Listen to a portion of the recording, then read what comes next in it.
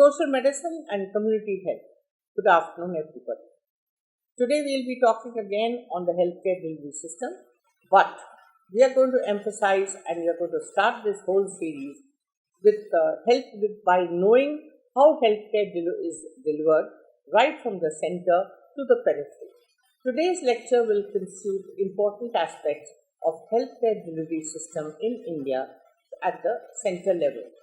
Now, as usual, one must pay regards to the development team under the principal investigator, Professor Vidya-mitra of Institute of Medical Sciences, and his excellent team from Aligarh Muslim University. What are the learning objectives? Learning objectives are important because when you talk of any medical program or any other healthcare program, first of all, it is important to know what are its components, what is its view, what is the organization, most important, the funding.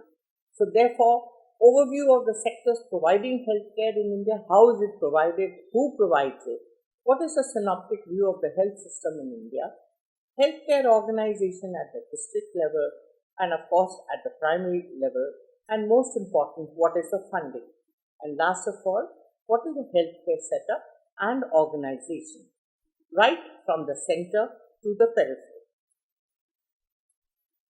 In introduction, it is important to know that healthcare system actually constitutes the management sector and involves organizational matters. It operates in the context of socio-economic and political framework of the country. The challenges the sector faces are substantial, from the need to reduce mortality rates, improve physical structure, necessity to provide health insurance, and ensuring availability of medical personnel. These are not the only factors.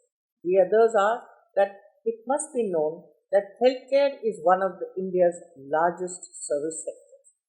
In India, public and private sector both provide healthcare of primary to tertiary levels to the patients and the community through various kinds of setup.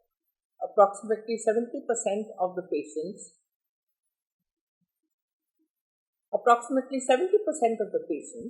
are actually getting services from the private sector, while the remaining 30% of the patients are getting services from the government sector.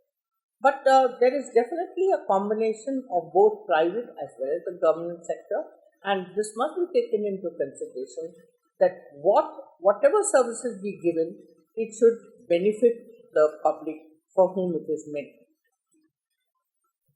In India, it is represented by 5 major sectors or agencies, which are the public health sectors, the private sector, the indigenous system of medicine, the voluntary health agencies, the national health programs. And now let us start one by one. What is the public health sector?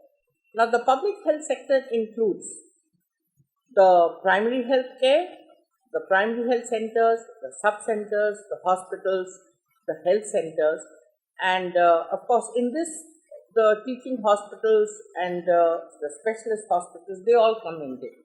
Now, the primary health center is mostly at the peripheral level with its sub-centers.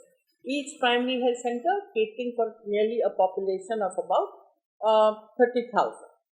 And each sub-center is now actually catering to a population of nearly 5,000.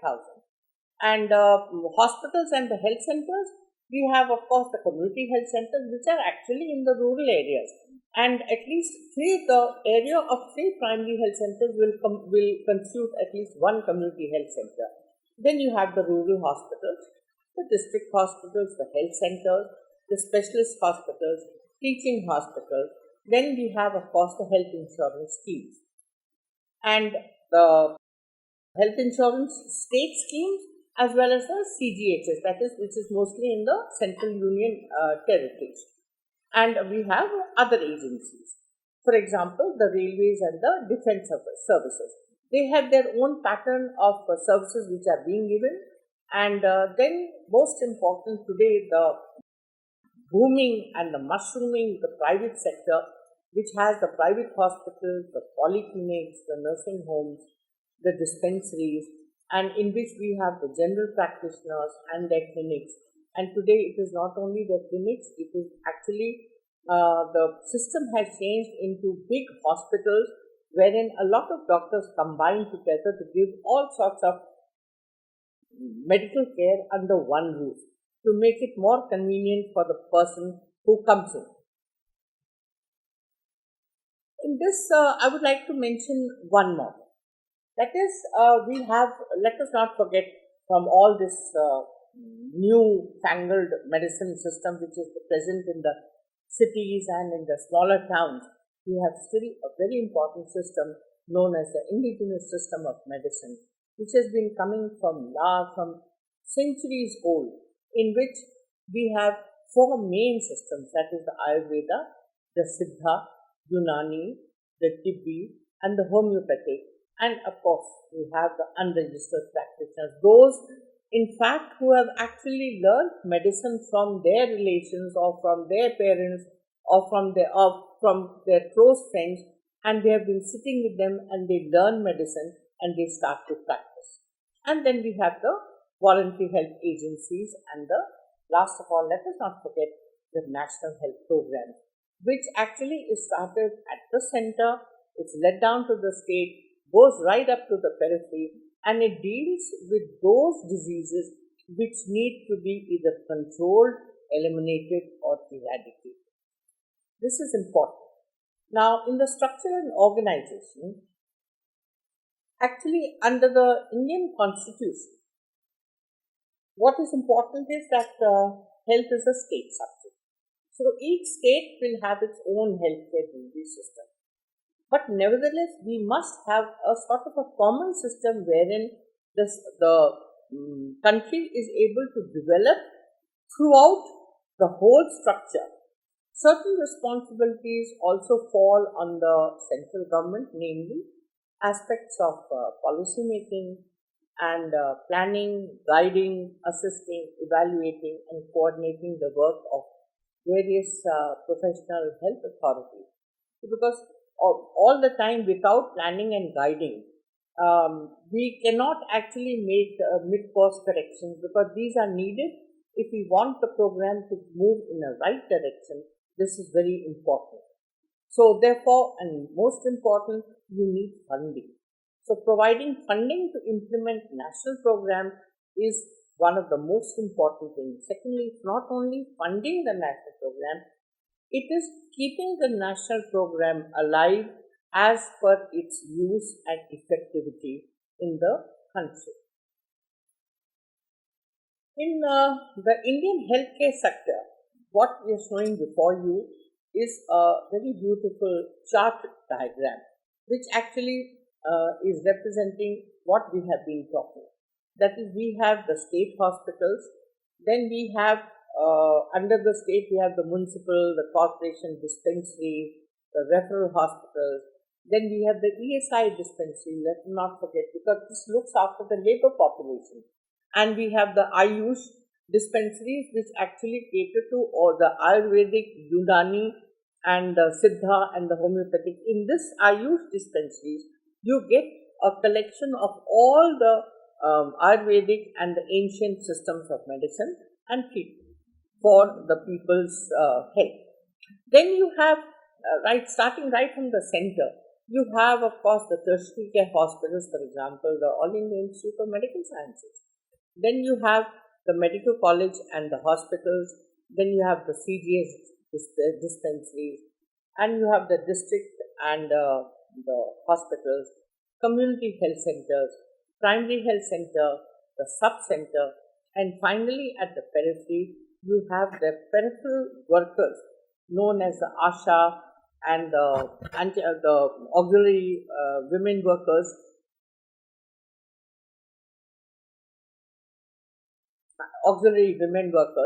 and at the field level you have the traditional birth attendants who have been delivering women in the rural areas for a long time, and in fact they were the main stronghold of maternal and child health care in our country.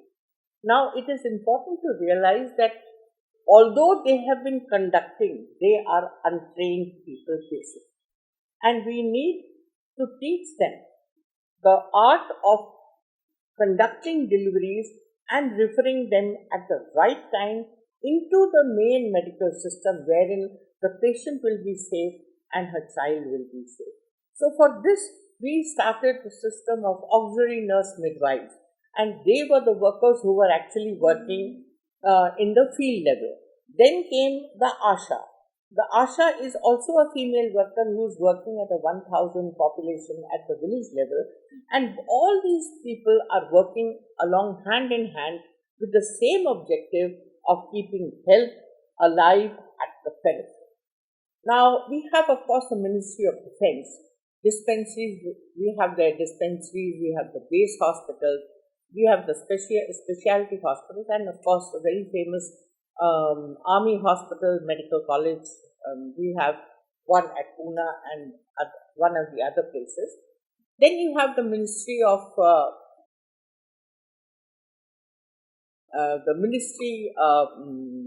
setup, wherein you have the dispensaries and the hospitals which are also there. Ministry of actually Railways. Railways have their own system and they have their own pattern, they have their own dispensaries, wherein all the workers from the railway system are able to go and get, just for example, all the labor class can go into the ESI dispensary. So the railway population or the railway group, they have their own dispensaries, they have their own hospitals. In fact, talking about Varanasi has one of the most important cancer hospitals as a part of the railway services. Then coming to the private sector, can't forget that. Now, private sector is actually two, either for profit or the non-profit organizations. Now, and for profit, we have the multi-specialty hospitals, the specialty hospitals, the nursing homes. They could be large, they could be small, and the private clinics and the single patient doctor clinics also. Then, of course, we have the charitable trust dispensary and the hospitals which are either religious or non-religious, and we have NGO run clinics and outreach services. And we have actually the charitable trust dispensaries and hospitals, and some of these are based from connected to ashrams and to religious groups. Some of them are the non-religious groups, but they give services more or less just like the bigger hospitals, but maybe on a smaller scale. Now, it is important to realize that we have a setup which extends right from the national to the peripheral, that is to the up to the primary health center. We have to see what is essential.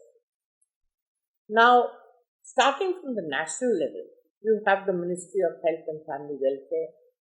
Then you have the states and the union territories. You have the Department of Health and Family Welfare.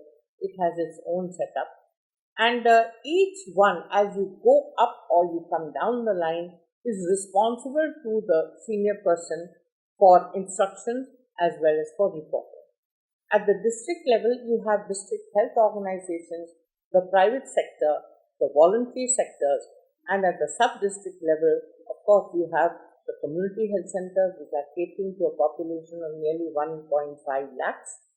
Then you have the primary health center catering to a population of 30,000 approximately. Then you have the village level which takes up a population of nearly 1,000, where you have all peripheral workers at the grassroots level. They are all trained workers. One of the most important workers is the village health guide, who works right at the village as well as at the sub-centers, and he is a trained worker. Then you have the auxiliary nurse midwife, then you have the ASHA worker. So, and you have, of course, let us not forget the TBAs, that is the traditional birth attendant, who we supposedly are non-trained. But now there is definitely a program which is bringing all of them into their training. Now, at the national level, you have the ministry has actually 3 departments. That is the Department of Health and Family Welfare, the Department of Indian System of Medicine and Homeopathy, and the Department of Health Research. So, each of these departments is headed by respective secretaries, and the Department of Health and Family Welfare is supported by a technical wing, the Directorate of General of Health Services, headed by the DGHS, the Director General of Health Services, and in this Ministry of Health and Family Welfare setup, of course, you have the political wing also. That is, it has its own cabinet ministers, then the Minister of State and Deputy Minister. Under him will come all the three, that is the Department of Health with its Secretary of Health, Additional Secretaries, Joint Secretaries, anyway, all that entire setup exists. Then you have the Department of Family Welfare, you have the same, they have their own secretaries, these are of IAS level, and each one is responsible for an intermingling and a proper carrying out of the services and proper instructions right from the state to the, right from the center union to the state and to the primary health center. Then of course you have the Department of Indian System of Medicine and Homeopathy, you have its own secretary, and you have the joint secretaries. And of course we also have a director for Ayurveda and Siddha systems. Now in the Union Minister of Health and Family Welfare, this is headed by a cabinet minister, a minister of state, and deputy health minister, and it has three departments: that of health, family welfare, and Indian System of Medicine and Homeopathy, headed by the two secretaries, one for health and family welfare and the other for the rest of the two. Now you see, these three departments are equally important in its own function. Health looks after the general health of the public, of each individual. Family welfare, wherein your family planning plus control of the family, bringing up of the children, so MCH, then the bringing up the under 5 nutrition, the adolescent care, all these are important subjects which are to come under these topics. And let us not forget, because there are still some people who want the old system. Even today in our houses, if you remember, you will say that whenever you were small and you had a cold and a cough, the first remedy which was given was by either your nani or your dadi, who said, yes, you must take chai ka tulsi ka kadha ya phir adrak dal ke. So what is this? This is all Indian system of medicine. And she would also refer to the old homeopathic doctor who would give you nice round pills, which were sweet pills. But these are all important systems of medicine which we are utilizing today, and these have now become actually scientific outreaches of medical care. One for the health, one for the family welfare. Now the Department of Health is supported by a technical wing that is known as the Director General of Health Services. It is headed by the DGHS. Now what are the functions? Functions can be of the union center, of the state, and let us take the union list first. Now in the union list will come international health relations and administration of port quarantine, administration of central institutes like Central Drug Research Institute, because each and every part of that which matters in health has to be taken care of. Central Vaccine Research Institute, Central Drug Research Institute, and today I must mention that as a part of the drug, there is now what is known as the PVP. It means this is a vigilant service for adverse drug reactions. Now there is a central body which has been started at the center. It is situated in Ghaziabad, and this research institute looks after the entire country's drug reactions, because we must know which are the drugs, because this is how we will know what is the quality of the drugs which are being administered either rightly or wrongly to the patients. And any adverse drug reaction must be reported in time so that proper reactions can be taken or it may be withdrawn if necessary. Now, promotion of research through research centers and other bodies, regulation and development of medical, establishment and maintenance of drug standards, census and collection, publication of other statistical data, immigration and emigration, regulation of labor, coordination with the states and with the other ministries for promotion of health.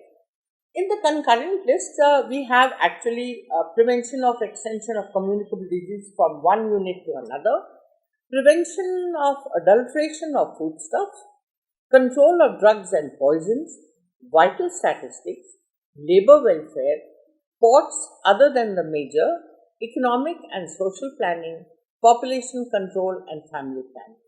Now, this concurrent list must move along with the main list of functions which has to be taken care of.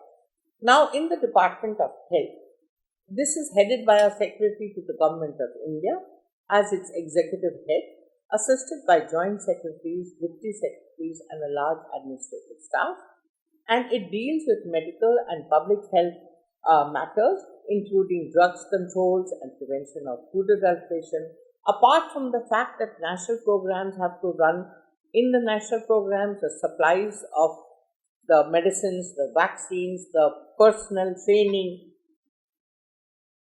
all that has to be of course given through these centers. Now, most important is that Department of Family Welfare. India's largest concern was family planning. Family planning in the sense that India has a large population which is growing and growing.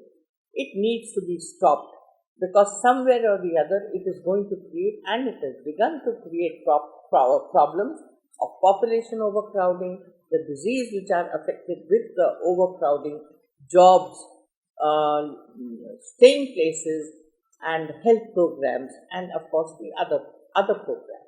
In fact, even with the population overgrowth, there is another problem which is coming in, that is in certain areas the sex ratio is being impeded.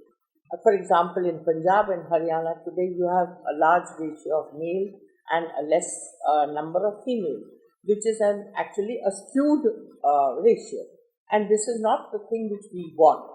So therefore, public welfare, Department of Family Welfare, Department of Family Planning has to be technically seen that where we should offer our services and what type of services we have to offer. So for that, this was of course created in 1966, implementation of programs concerning family welfare and MCH, and of course it has the following technical divisions, that is the program appraisal and special schemes, the technical operations, MCH, evaluation and intelligence. Now, why MCH? MCH should come because the moment a woman delivers, and if she has completed her quota of the normal family limit, we must make a motivational stop to the fact that she must control her family.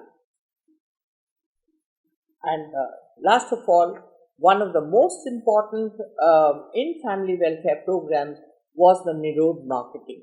Now, today this has become a very modern marketing, and although when it was started, simple Nirod was being given to every primary health center and it was being distributed free. In fact, at that time, a lot of there was fun regarding this Nirod being used in and it was considered bad, and it was not a subject which was spoken of very frankly outside.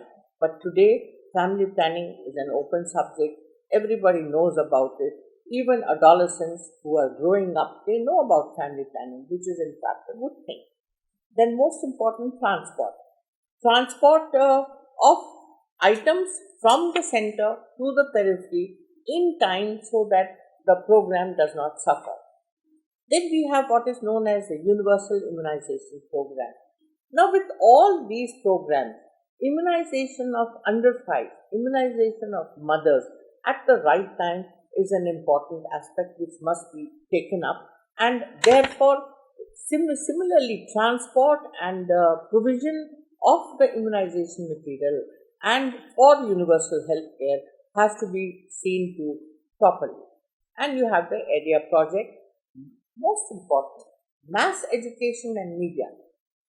If you put a condom some 20 years back, if you had put a condom in front of a person, he probably wouldn't know what to do about it. Today, mass education has made a very effective role, and today media is playing a very important role in giving the right perspective on family planning to each and every community person. Now, the most important offshoot of the system of medicine today, that is the Indian system of medicine and homeopathy. Now, this was established in 1995, and the main areas of its functioning were, of course, education, standardization of drugs, enhancement of availability of raw materials, research and development, information, education and communication, mainstreaming this Indian system of medicine and homeopathy into the healthcare. Because nowadays, when you go to the primary health center or when you go to the community health centers, it is important to know that apart from the modern system of medicine, you have one small section of Indian system of medicine and homeopathy in case people are wanting to take that particular type of medicine, and it should be there offered to them in the proper along with the proper mainstream medicines. Now, what are functions? Functions of all these health systems. General functions of this entire health system are, of course, surveys, which are very important to know the basic data from the community. So we have planning, coordination, planning program, appraisal of all health matters in the country, and this can be only done through the surveys, which should be technically planned to collect appropriate data from the community. The specific functions are, of course, international health relations and quarantine. Let us not forget, India is definitely connected with the outside country, both through air as well as through sea. And therefore, international health relations and quarantine, people are moving from all over, people coming from Egypt, people coming from Africa, or people from India going to these others. We need quarantine, we need international vaccines, and we need control. Then we have most important control of drug standards. The Drugs Control Organization is headed by the drugs controller, and we have the medical store depots, and of course we have the postgraduate training programs. Now, postgraduate training programs are definitely conducted at the higher levels as well as in the medical colleges. Now, medical education, this is an important because this is how you are creating doctors. These are the basic doctors who will go out to the periphery and who will look after your population for you. They are the ones who carry health and health care to the periphery. The Central Directorate is directly in charge of some of the medical colleges. Medical research organized largely through the Indian Council of Medical Research. Central government health schemes we have. Then we have the national health programs. For example, in the national health programs, you have health programs as eradication of malaria, control of leprosy, control of tuberculosis program. We have been able to eradicate guinea worm. We have been able to control filaria. Then we have the Central Health Education Bureau, and this prepares education material for creating health awareness amongst the people. And most important, health intelligence, that is a Central Bureau of Health Intelligence, and we have one national medical library to control. Now we have, of course, a Central Council of Health. Under this, we have the Union Health Minister, who is the chairman, and the state health ministers are the members. Now, the functions of this particular Central Health Council is to consider and recommend broad outlines of policy in regard to provision of remedial and preventive care, to make proposals for legislation in medical and public health, to make recommendations to the central government regarding distribution of available grants for health purposes to the states, to establish any organization for promoting and maintaining cooperation between the central and the state health administrations. And most important is the funding of healthcare. When budget is being made, it is estimated that we have to spend an approximate 5% of the GDP in 2030. The total healthcare spending in local currency was projected to rise at an annual rate of over 12% from an estimated $96.3 billion in 2013 to roughly $200 billion in 2018. While this rapid growth rate will reflect high inflation, it will also be driven by increasing public and private expenditures on health. And of course, this is roughly what is the setup at the central level, which we have already shown you. Now, in summary, it is important to summarize a few points. That is, the healthcare system constitutes the management sector. It operates in context of the socio-economic and the political framework. In India, it is represented by 5 major sectors of agencies. At the national level, the Ministry of Health and Family Welfare is there, the Directorate General of Health Services is there, and the Central Council of Health and Family Welfare. All these work together in order to give our country a good health coverage. The organization is the Union Ministry of Health and Family Welfare. The ministry has, of course, the 3 departments, that is the Departments of Health and Family Welfare, Department of Indian System of Medicine and Homeopathic, and most important, Department of Health Research. And each of these departments is headed by their respective secretaries. They have their own team of people. They are well supported by the technical wings in the center and by the research which is coming out. And the central level is mostly in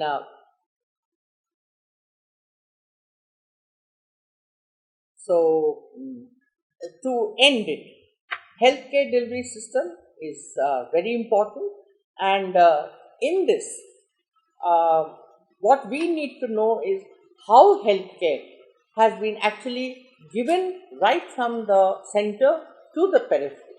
And we know that in every single wing, every single department plays an important role in giving base to the structure of healthcare for our country. So, thank you very much and enjoy.